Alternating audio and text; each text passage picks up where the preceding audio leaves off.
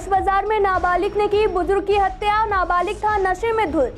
हत्या के बाद मौके से हुआ फरार। पुलिस ने सीसीटीवी की मदद से नाबालिग को पकड़ा।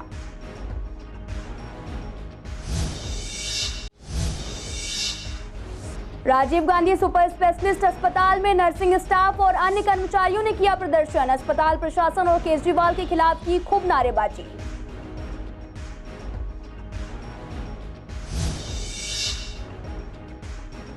ऑटो चालकों ने कहा किराया बढ़ाने की जगह सरकार सीएनजी के दाम करे कम। किराया बढ़ाने से यात्रियों की जेब पर पड़ेगा असर।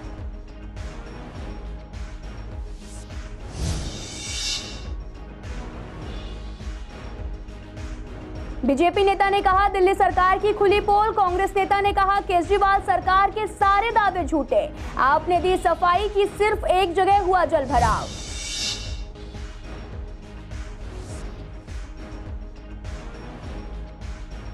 दुकानदारों ने कहा पहले सरकार दूसरा विकल्प ढूंढे। हर चीज के लिए पॉलीथिन मांगते हैं ग्राहक। दुकानदारों ने कहा फलों की दुकानों पर अभी भी दुकानदार दे रहे पॉलीथिन।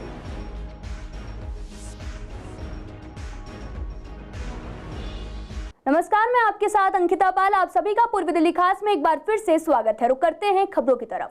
पूर्वी दिल्ली के फर्श बाजार इलाके में वीरवार को एक नाबालिग ने 73 साल के बुजुर्ग की चाकू घोंपकर हत्या कर दी। आपको बता दें कि नाबालिग नशे की हालत में था।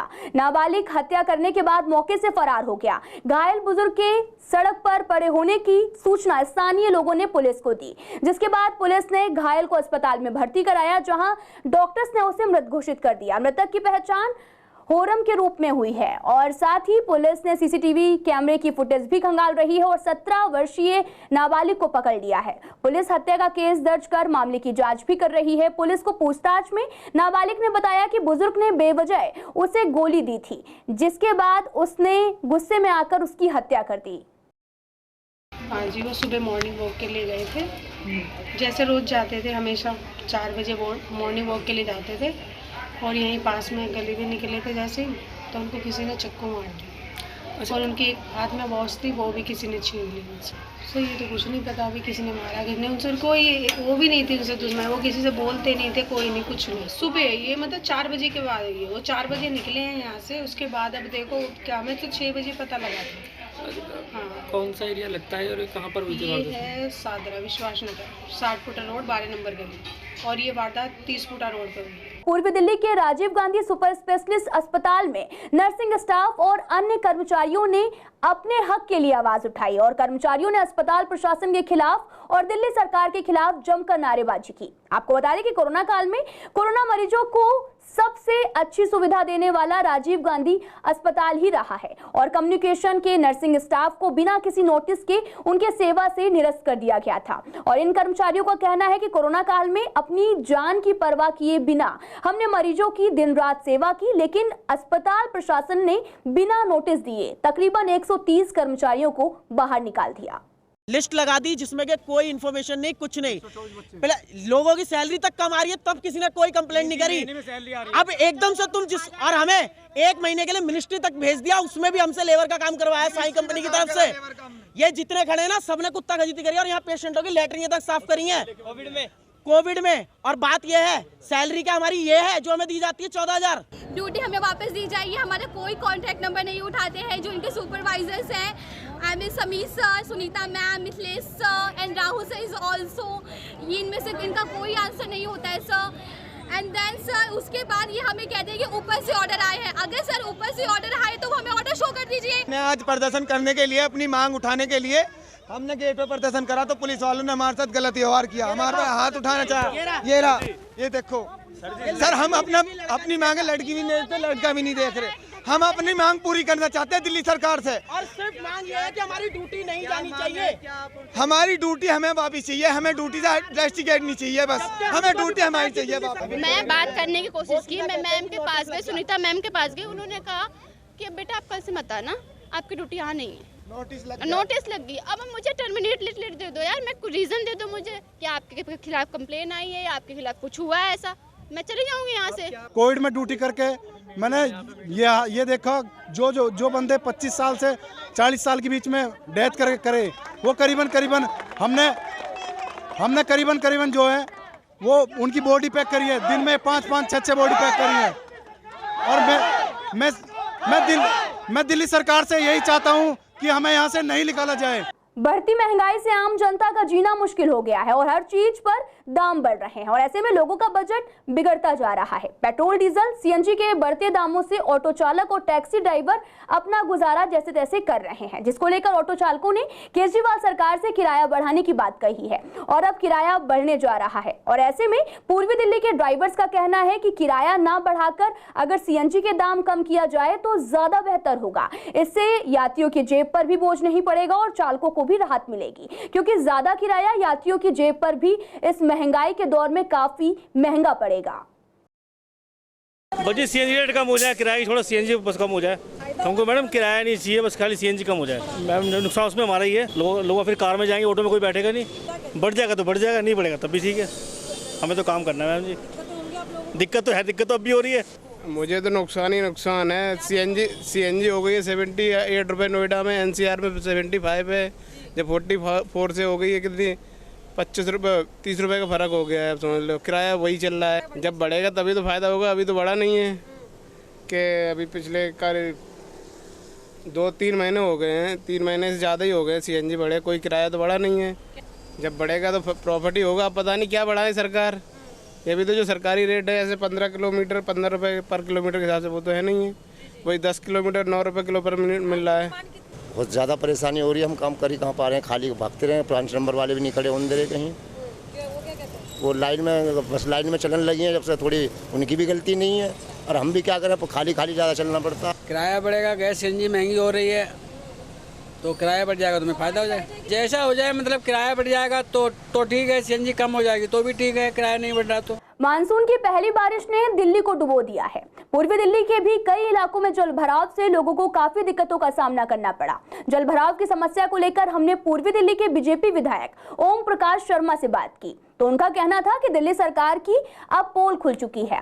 नालों की सफाई नहीं होने के कारण सीवर ओवरफ्लो हो रहे हैं, सड़क और गलियों में पानी भरा हुआ है, लोगों को आने जाने में परेशानी हो रही है। वहीं कांग्रेस नेता नरेंद्र नाथ ने कहा कि दिल्ली सरकार जहां हर तरफ दिल्ली मॉडल को लेकर चल रही है, तो वहीं हरियाणा हो या फिर पंजाब, हर तरफ उदाहरण दिया जाता है कि दिल्ली मॉडल बनाने की तैयारी की जाए। लेकिन जलभराव से, ट्रैफिक से जनता काफी परेशान है। सरकार और पीडब्ल्यूडी सही से काम करती है तो ऐसी नौबत नहीं आती। अब तो एमसीडी भी काम नहीं कर रही, उसका जिम्मेदार या तो कमिश्नर साहब हैं या फिर एलजी या फिर दिल्ली सरकार। साथ ही आम आदमी पार्टी के नेता रमेश पंडित ने कहा कि 140 मिलीमीटर बरसात हुई है, लेकिन पिछले वर्षों की तुलना में काफी जलभराव देखने को नहीं मिला। आम आदमी पार्टी बहुत अच्छे से काम कर रही है। जैसे हर बरसात में 7 अंडरपास पर पानी भर जाता था, इस बार सिर्फ 1 अंडरपास प्रहलादपुर में पानी भरा हुआ था, बाकी जगहों पर पानी काफी कम था। इतनी भारी बारिश के चलते भी जलभराव की समस्या नहीं देखने को मिली।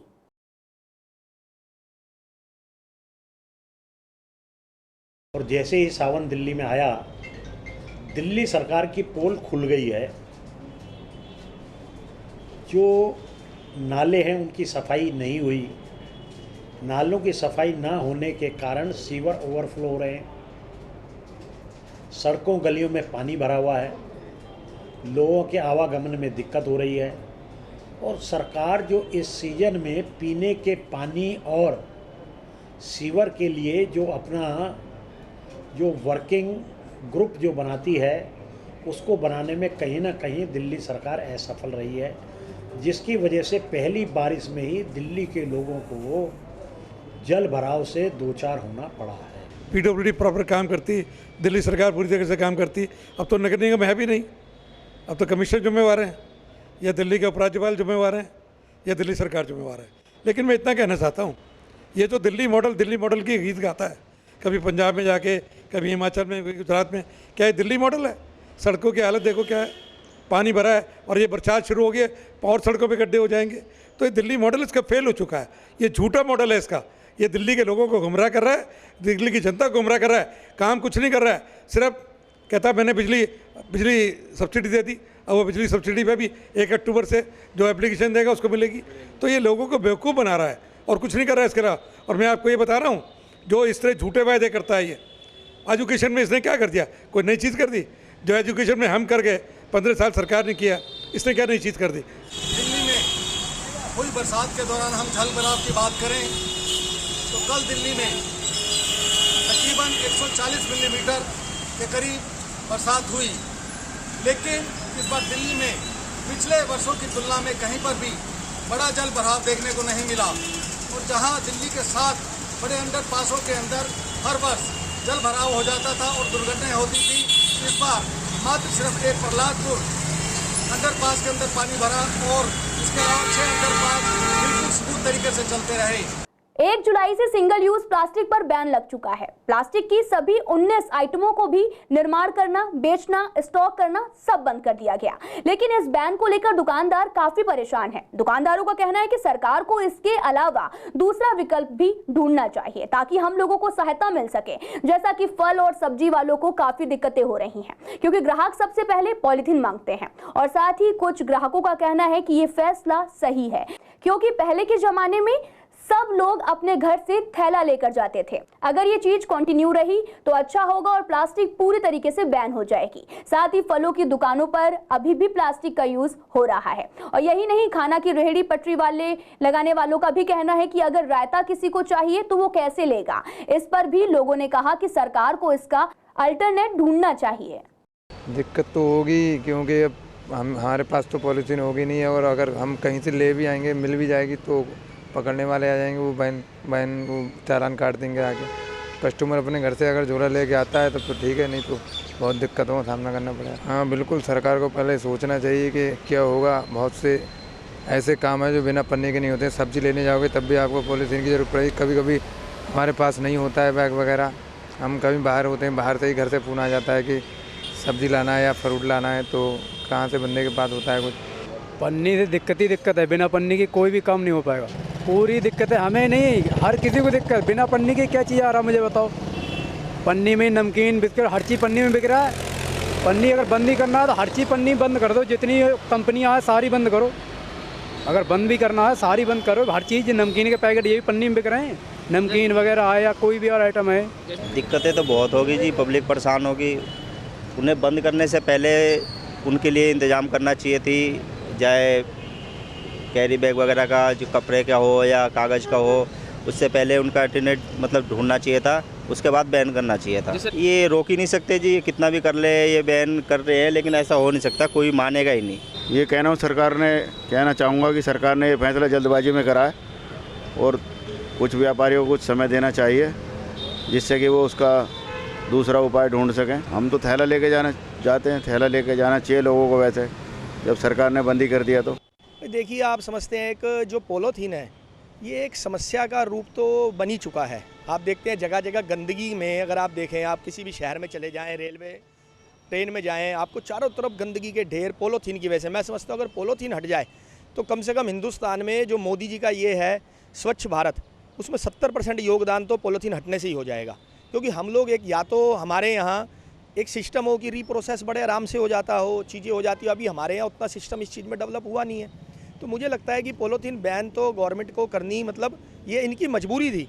ये इन्होंने कोई मतलब वो नहीं है कि कोई काम धंधे उजाड़ने के लिए किया है या कुछ है, मजबूरी। जब हम लोग किसी चीज़ को, अभी आप देखते हैं कितनी गायें आपको बीमार दिखती हैं, उनके पेट में पॉलीथीन भरा पड़ा है, तो कहीं ना कहीं पर्यावरण को बहुत ज़्यादा नुकसान। पूर्वी दिल्ली में शुक्रवार को बड़ा हादसा होने से बच गया। सुबह तकरीबन 5:30 बजे एक बस शिवपुरी की तरफ जा रही थी, तभी अचानक से सड़क में गड्ढा हो गया और बस का पहिया उसमें जाकर घुस गया।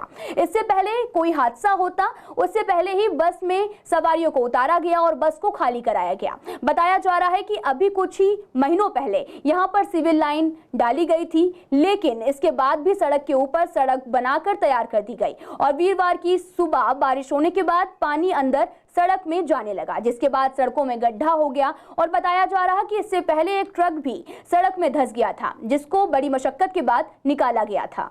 ये रोड बनाया थोड़े दिन पहले। अच्छा, तो 4-5 महीने मलबा पड़ा रहा यहाँ पे।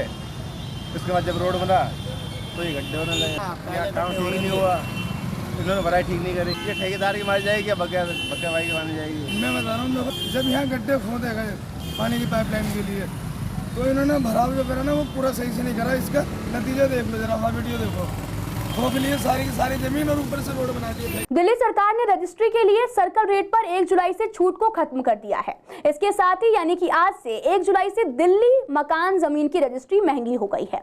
इस पर पूर्वी दिल्ली के प्रॉपर्टी डीलर और आम जनता से बात की तो उनका कहना था कि सर्कल रेट से छूट खत्म करने से अब प्रॉपर्टी खरीदना महंगा होगा। पहले से डीलर्स के पास काम कम आ रहा था और इस फैसले से अभी डीलरों को और परेशानी होगी। वहीं छोटे मकान खरीदने वालों को भी इस फैसले से परेशानी होगी। डीलर्स ने आगे कहा कि सरकार को अभी भी छूट लगातार जारी रखनी चाहिए। सर एक्चुअली नुकसान प्रॉपर्टी डीलर को तो पहले से ही नुकसान है, ऑलरेडी काम पहले से ही कम है। अब इस डिसीजन से और काम कम होने वाला है, ठीक है ना सर। और जो है प्रॉपर्टी की वैल्यू जो है कम हो जाएगी और ख़रीदना महंगा हो जाएगा। पेपर खर्चा मतलब ज़्यादा हो गया ना। अभी 20% से सर्कल रेट में लगभग 20 से 30 हज़ार रुपये का फ़र्क पड़ता है रजिस्ट्री खर्चे में। वो होगा बिल्डर्स को होगा। दूसरी बात ये है इंटरेस्ट कम हो जाएगा लोगों का। जैसे कि गरीब आदमी पहले हर बजट बना के चलता था, 10-12 लाख का फ्लैट खरीदना, 15 लाख का फ्लैट खरीदना है, उस पर उनका 20-30 हज़ार रुपये 40 हज़ार रुपये के बीच में रजिस्ट्री हो जाती थी। लेकिन अभी वो खर्चा बढ़ के 60 से 70 हज़ार रुपये हो जाए। प्रॉपर्टी डीलर को तो नुकसान ही नुकसान है भाई। प्रॉपर्टी की कीमत जो है वो डाउन हो रही है, तो खरीदने वाले को और ज़्यादा पैसे लगाने पड़ेंगे। वो अपना बजट बना के चल रहा था कि 20% चलो छूट मिल रही है, वो जो अब ख़त्म हो गई। सर्कल रेट तो है लेकिन जो सर्कल रेट में जो छूट दे रखी थी वो ख़त्म करी है। हाँ सर देखिए, अगर बात करूँ एक गरीब तबके की तो इससे जो 20% की छूट थी वो काफ़ी अच्छी छूट थी जो गवर्नमेंट ने आज उसकी दरें जो ख़त्म कर दी है, उससे काफ़ी बेनिफिट मिल रहा था। छोटे मोटे जो प्लाट या फ्लैट ले लेता था कोई आदमी तो उसमें उसको बेनिफिट काफ़ी अच्छा मिल रहा था। दिल्ली में एलजी विनय कुमार सक्सेना ने बारिश से होने वाले जल भराव के लिए सीएम केजरीवाल के साथ बैठक की। बैठक में CM Arvind Kejriwal, deputy CM Manish Sisodia के अलावा दिल्ली सरकार के कई विभागों के वरिष्ठ अधिकारी मौजूद रहे। सभी जिला अधिकारियों को सख्त निर्देश दिए गए कि वे अपने क्षेत्र के जल भराव वाली जगह को चिन्हित करके जल्द से जल्द इस भराव की समस्या से छुटकारा दिलवाएं। उसी को ध्यान में रखते हुए कई दिनों से उत्तर पूर्वी जिला अधिकारी गीतिका शर्मा अपने एसडीएम और अधिकारियों के साथ क्षेत्र का दौरा कर रही हैं। दौरे के दौरान उनको जल भराव की सबसे ज्यादा दिक्कत भजनपुरा और लोनी गोल चक्कर पर दिखाई दी। थोड़ी सी बारिश में कई मिलीलीटर जल भराव हो जाता है और लंबे समय तक समस्या बनी रहती है। अब इन जगहों को चिन्हित किया जाएगा और जल्द से जल्द मानसून की बारिश से पहले इसका समाधान भी किया जाएगा। ये इंस्पेक्शन ड्राइव हमारी कई दिनों से चल रही है। माननीय उपराज्यपाल महोदय दिल्ली और माननीय चीफ सेक्रेटरी सर दिल्ली सरकार, उनकी तरफ से हमें सख्त निर्देश आए थे सभी एजेंसीज़ को और डिस्ट्रिक्ट मैजिस्ट्रेट्स को कि हम अपने अपने क्षेत्र में जितने ड्रेन हैं, जितनी सड़कें हैं, उनका इंस्पेक्शन करें ताकि जो वाटर लॉगिंग की समस्या हो जाती है दिल्ली में उसका निवारण हो सके। तो मैंने खुद कई दिन से मैं ड्रेन्स का और सड़कों का इंस्पेक्शन कर रही हूँ। इरिगेशन एंड फ्लड कंट्रोल और पीडब्ल्यूडी और एमसीडी के ऑफिसर्स और इंजीनियर्स के साथ। कल जो वाटर लॉगिंग की समस्या आई थी बारिश के बाद, उसके बाद आज मैं यहाँ पे आई हूँ। हमारे नॉर्थ ईस्ट डिस्ट्रिक्ट में ऐसे 2 मेन पॉइंट्स आइडेंटिफाई होकर आए हैं जहाँ पर वाटर लॉगिंग की समस्या रहती है और बहुत सालों से रहती है। एक तो है लोनी गोल चक्कर और दूसरा अभी हम जहाँ खड़े हुए हैं ये है भजनपुरा में मज़ार के आसपास। तो यहाँ पर सभी संबंधित अधिकारी आज अभी मौजूद हैं। DMRC, irrigation and flood control और पीडब्ल्यूडी, एसडीएम सीलमपुर भी यहाँ पर है। हमने ऑन साइट विजिट किया है। नेशनल डॉक्टर्स डे के उपलक्ष्य में कृष्णानगर के गोयल हॉस्पिटल में ब्लड डोनेशन कैंप का आयोजन किया गया। इस कैंप में कई लोगों ने ब्लड डोनेट किया और ये मैसेज दिया गया कि लोगों को ब्लड डोनेट करना चाहिए जिससे कि कई जान बचाई जा सकती हैं। और साथ ही आयोजकों ने कहा कि लोगों को आगे बढ़कर ब्लड डोनेट करने के लिए प्रेरित किया जाए और उन्होंने बताया कि इस कैंप में तकरीबन 200 लोगों ने ब्लड डोनेट भी किया है। भारत माता की सेवा हमारे सैनिकों ने बॉर्डर पर सुरक्षा रक्षा करके की, उसी तरीके से कोरोना के समय और अन्य जो मुश्किल का समय होता है डॉक्टर्स ने भी समाज की सेवा की और डॉक्टर्स डे की उन सबकी आपको बहुत बहुत बधाई और पूरे समाज की तरफ से आभार कि आने वाला समय में भारत के अधिक से अधिक बच्चे डॉक्टर बने और डॉक्टर बन के समाज की प्रति संवेदना रखते हुए सबकी सेवा में अपना जीवन लगा दें। आज का 1 जुलाई का दिन डॉक्टर्स डे के नाम से जाना जाता है और आज के दिन समाज के लोग, प्रबुद्ध लोग, समाज के आम लोग डॉक्टर्स को फेलिसिटेट करते हैं, डॉक्टर्स के साथ सेल्फी खिंचवाते हैं, डॉक्टर्स का सम्मान करते हैं ये। और आज के दिन हम लोग इंडियन मेडिकल एसोसिएशन की तरफ से जैसे ब्लड डोनेशन कैंप है, अवेयरनेस ड्राइव है, वैक्सीनेशन ड्राइव है, पूरे देश में लगा रहे हैं। करीब 50,000 यूनिट ब्लड आज हम लोग इकट्ठा कर रहे हैं। बिल्कुल फ़ायदेमंद होता है और जीवन में मैंने ऐसा भी देखा है कि बहुत से लोगों की, एक पेशेंट की पत्नी बीमार थी और वो स्वयं खून देने के लिए नहीं गया और वहाँ उपस्थित एक व्यक्ति ने, जो किसी मरीज़ को दिखाने के लिए आया था, उसने खून दिया। वो खून हमारे जीवन के लिए बहुत कीमती है। हमारा पिछले 2 हफ्ते के अंदर 5वां कैंप है भारतीय जनता पार्टी का। अभी हमारा युवा मोर्चा शाहदरा जिला ने कैंप लगाया, शाहदरा जिले ने कैंप लगाया, गांधीनगर के अंदर एक ब्लड डोनेशन कैंप लगा, आज डॉक्टर अनिल गोयल जी ने कैंप लगा रखा।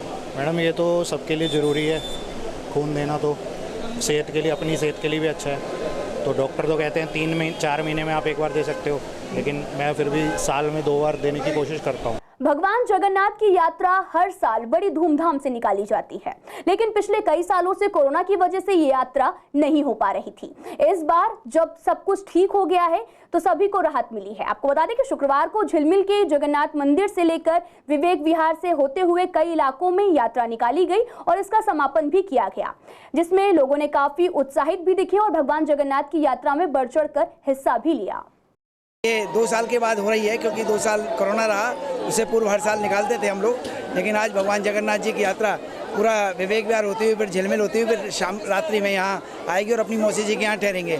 बहुत ज़्यादा उत्साह नज़र आ रहा है सबके बीच में, सबको लग रहा है बहुत खुश हैं, सभी लोग बहुत खुश हैं और भगवान का आशीर्वाद हम लोगों के साथ है। इससे बढ़ के हमें कुछ, हाँ जी, बहुत ही ज़्यादा है और हम लोगों की फैमिली में भी बहुत ज़्यादा उत्साह है। हम लोग भी भगवान जी से जो भी लोग मांगते हैं वही पूरा करते हैं। जगन्नाथ जी की पूजा होती है, उसके बाद पूजा के बाद झाड़ू लगवाई है। यात्रा झिलमिल से जाएगी है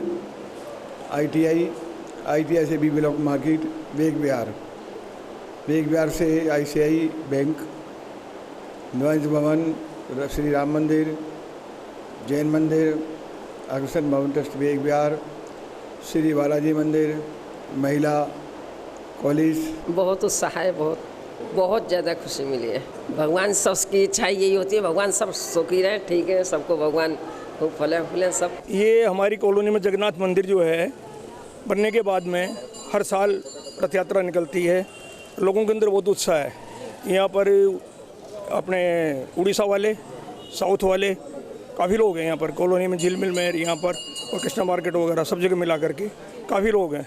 फिलहाल पूर्वी दिल्ली खास में आज के लिए इतना ही। तमाम खबरों के लिए आप देखते रहिए CCN लाइव।